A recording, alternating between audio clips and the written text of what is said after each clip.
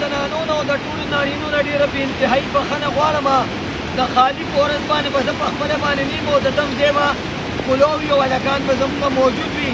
بسم الله الرحمن الرحیم. السلام علیکم ورحمت الله وبرکاته. موږ کمراټ ته راغلي وو او زموږ 45 ورځې د دم چوټیانې وي او د خالي دا ورځ موږ د دم ورکړې وه چې موږ به د خالي په ورځ باندې د دم په ځای کې کینو. دا زموږ حاجي صاحب محترم دی چې کوم د کمراټ سره تعلق ساتي زورور شوي دي را باندې وایي واپس دې تلل نشته او دغه ورځ به موږ سره خامخا تېری.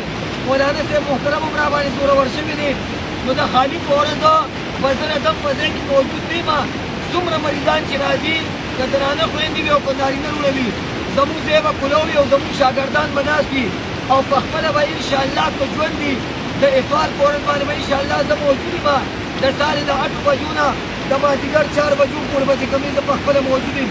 نو څومره زنانه او نارینه چې د خالي په ورځ باندې راځي زه به نیم او زموږ شاګردان به موجود وي.